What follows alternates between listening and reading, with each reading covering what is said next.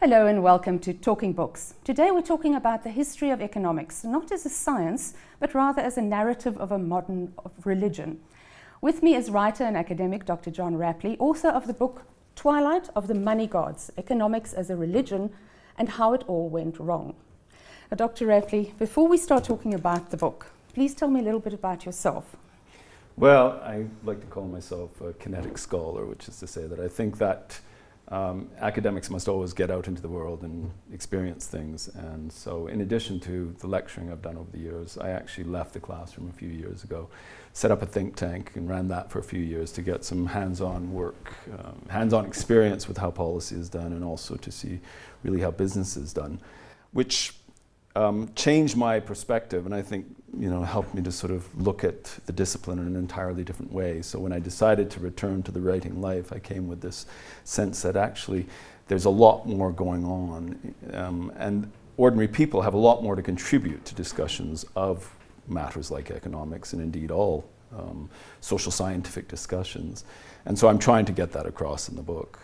Well, what struck me about the book is it is so readable. It just draws you in and it takes you up, sweeps you up in the narrative of it, and it's really very dense. There is so much information in it, and yet you feel as if you're reading a novel in a sense. Well, I'm delighted that you should think that, because in fact when I wrote the book, I deliberately set out, you may notice these passages of about 800 to 1,000 words. I thought rather than write it as one long narrative, I had this picture of somebody sitting on the London Underground and between stations being able to get through a section, and that would be sufficiently engaging, that would make them, without having to go back and reread everything, they'd be able to pick up the thread. And so that seems to be what people think. And speaking of that kind of, as I said, being a kinetic scholar, the term I came up with to describe myself, I spent several years also in journalism, and I think that helped me to sort of take this approach to writing. We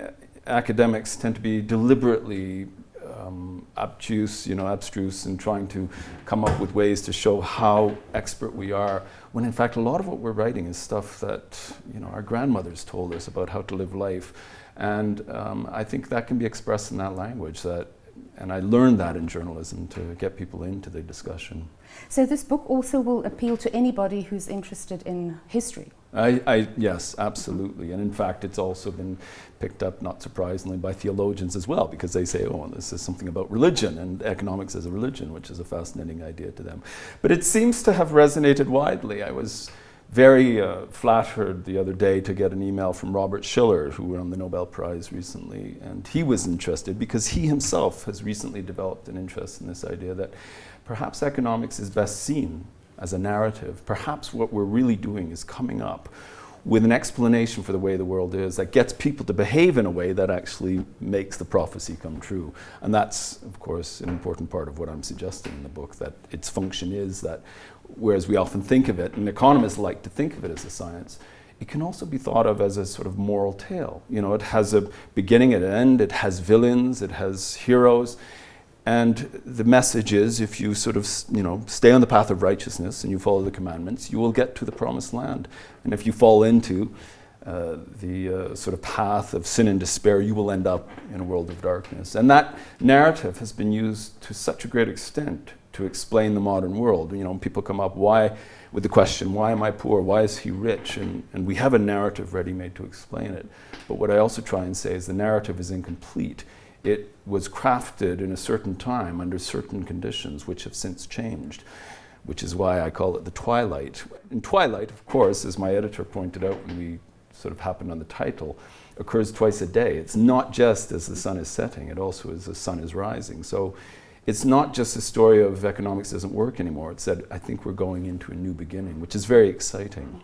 Before we get back to the new beginning, the book starts in the 16th century and then moves on through different eras. It covers a lot of ground. Yeah, it does. So essentially people need to believe, is that why economics, the schools developed like they did? People need to believe in something. Therefore they believe the high priests, the economists. Correct. Yeah, that the economists to a very considerable degree came to play the role that clerics did in medieval Europe, for example, or that any kind of priestly caste plays in a pre-modern society. That they were both counselors to kings and more recently presidents and prime ministers. But there were also sages who sort of interpreted what is happening around us, how do we make sense of it? And even another person I've been corresponding with about the book, former chief economist of the World Bank, Paul Romer, has written recently about the way in which economists have been tempted to use math as a way of almost separating the conversation from the public realm and sort of bringing it behind into the cloister. That math has often served among economists as a way to sort of make it seem mystical. It's almost like we speak a sacred language. If you don't speak and understand this sacred language, you won't understand what we're talking about. And that kind of gave them a particular aura, which was further burnished, of course, when they created a Nobel Prize for themselves and said, we are a science. But if you really look at the way economics is done, there's not much scientific about it. And that's why I think if we go back to the origins, it begins as a branch of moral philosophy. It begins in a time when the role of philosophers was to try and reconcile the divine realm and the material realm. And the very earliest political economists were still trying to do that. It's only later that you get this quest for it to become a science, and that's always been the holy grail ever since of economics. Now, if we jump again to 2008 economic crisis, that's where things started going wrong because people didn't understand what the economists were telling them. Even people in very high levels in banks didn't understand.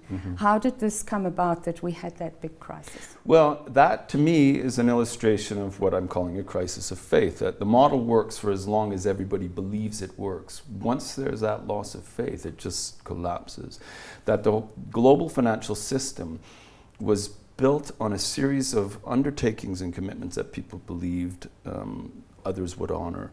And as soon as that conviction was lost that perhaps they won't honor it, or perhaps the people whose job it is to ensure they are going to honor it will not do so or cannot do so, there was a massive loss of all confidence. And it was, we saw with that, the entire foundation of the material realm came down crashing with it. It would be like an army going into battlefield in the Middle Ages in a holy war, convinced that God is on their side, only to suddenly lose this faith that perhaps God isn't on our side, and they flee the battlefield. That was rather like the way we can understand it, and I use some analogies from early modern Europe, late medieval Europe, to show the ways in which the kind of rhetoric, and indeed, if you look at market reports on business channels sometimes in the evening, you will get evangelists who say, and if you listen carefully to the way they speak, they sound almost like revivalist preachers, going through the evidence that God is among us. Don't believe the doomsayers, He is a wonderful God and wonderful things are happening. Have faith, believe, don't take your money out of the market. And I saw Professor Schiller recently on television. I think it may have actually been CNBC and your American partner. Talking about this, he says, the fundamentals in the market at the moment, as far as he's concerned, don't support a continuation of the stock market rally. But he says people believe it will continue. They've bought into this Trump narrative. There's a Trump boom. And for as long as they believe that, it can go up. And that's one of the things I point out in the book, which make economics so different from physics, on which it likes to model itself, is that physicists can't actually make the rules of nature, but economists do. You get people to believe that house prices are going to go up, and they will go up because people keep buying houses. And that, prior to the crisis of 2008, was a big part of what the priesthood was having to do. Alan Greenspan's famous speech in 2004, don't worry, don't listen to the people saying this is an overvalued market. Ignore the Robert Schillers who are saying this is a bubble. It isn't. Well, it was. So, and now what can we expect? Well, among economists, I would say you can expect a great deal of debate, a great deal of discussion. I think economists are being forced to engage with the wider public much more than they've ever been used to. I think that's an unsettling time, and for some they're engaging it very eagerly. People like Schiller, people like Paul Romer. Others are very resistant. They're kind of withdrawing into the cloisters. But I think what I would say is that the answers that worked, certainly for the last few generations, certainly since what in economics we call the Lucas critique of the 1970s, I think those answers going to work anymore. And there's just too many questions that the economists are having a difficult time with. And as a result of that, I think it's going to be a time of considerable ferment. It already is. On university campuses across the world, you have the so-called pluralist economics movement, largely driven by students and very young lecturers who don't have anything invested in the existing model. They're pushing for much broader debate across the social sciences. And I think the other thing which is bit by bit is happening, which I think is absolutely positive, is that economists are starting to say, we can't just talk among ourselves. We have to go back the way Professor Schiller is counseling his peers. We have to look at literature, we have to look at history, we have to look at the wide range of knowledge. And he's not the first to say this, because going back to the 1970s, there were economists who were warning then about the drift towards this kind of mathematical, scientific approach, who were saying we have to understand where this data comes from. We need to talk to anthropologists to understand that. That was lost, and I think that will change. It'll change slowly, but it will change. But are there more younger economists now going out into the field? Going out into the field. And I think what would be really positive, my own personal campaign, would be if all people who intend to be academic economists were required to spend a few years in business, in government, or simply working on a farm, driving a taxi in the world, because as I learned from my experiences, both in journalism and running a think tank, but speaking with a much wider range of people than I was meeting at academic conferences, there's a lot of knowledge out there about how the economy actually functions, that economists, in pursuing this dream of the perfect model, some beautiful mathematics came out of it, but it wasn't necessarily real. Mm-hmm. So the cloistering, that's breaking away. That's not. It very slowly. I think probably the way I would describe it is, at the moment, there's been a reformation, but there's also a counter-reformation. Economics, as one of my colleagues and friends wrote, he said it's had its Lutheran moment, but that doesn't mean that there isn't a fight back on the part of the church. Certainly, there's a great division of opinion within the economics profession between those who say, actually, we haven't done badly. And there are several Nobel laureates included who say, we don't need to listen to the public debate, or if we do, we can listen to it, be sensitive to concerns, but we actually have done pretty well. And those who say, actually, we really have blown it. And I think what has perhaps changed is that the so-called heterodox economists, who were largely ignored before the crisis, I mean, followers of Hyman Minsky, for example, get a serious hearing, whereas before they didn't. And there was this desire to almost preserve orthodoxy within the church by keeping heretics out, and I think the heretics are getting a hearing, which is a good thing. Dr. Rapley, thank you so much for talking to us. It's been a pleasure. Well, as I said earlier, this is a very interesting book, and we've just had a taste of what you can find in it, so I suggest get it and read it. And the title of the book is Twilight of the Money Gods, Economics as a Religion and How It All Went Wrong. Thanks for watching.